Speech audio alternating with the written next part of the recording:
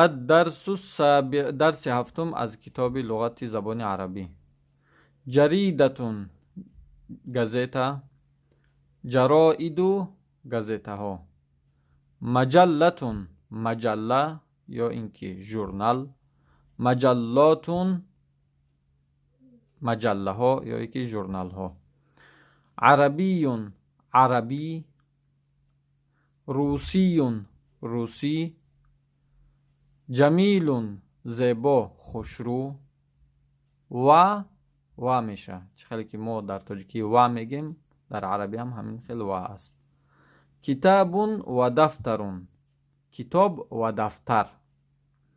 له از برای او مرد، له از برای او زن، لک از برای تو مرد، لکی از برای تو زن، لی از برای من، هم جنس مردانه هم جنس زنانه.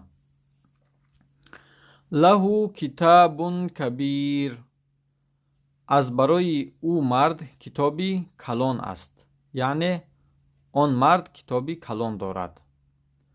الکتاب جمیل، کتاب خوشرو است، زیبا است. لها محفظه، از برای او زن سمکه است، یعنی آن زن سمکه دارد. المحفظه جمیلة، سمکه خوشرو است، زیبا است.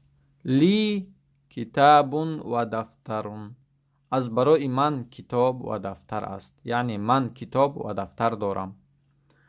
لکی قلم و محفظه، تو قلم و سمکه داری. هذه الجریدة عربیه، این جریده گازeta عربی است. تلك المجله روسیه، این مجله یا اینکه ژورنال روسی است. لمن تلك الجریدة، از برای کیست این گازeta؟ لی از آن من است. لمن هذه المجله، از برای کیست این مجله یا اینکه ژورنال؟ لک از برای تو است، یعنی از آن تو است.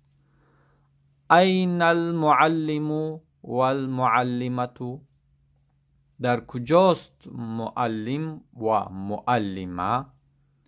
المعلم والمعلمه فی الفصل، معلم و معلمه در صنف هستند. این التلمیذ و التلمیذه، در کجاست طلبه و طلبه دختر؟ التلمیذ و التلمیذه فی البیت، طلبه پسر و طلبه دختر در خانه هستند. له کتاب، از آن اوست یا که از برای اوست کتاب. لها دفتر، از برای آن دختر دفتر است.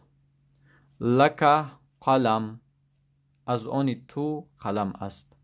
لی محفظه، از برای من یا که از آن من سمکه است یا که جزدان است. السلام علیکم و رحمت الله و برکاته.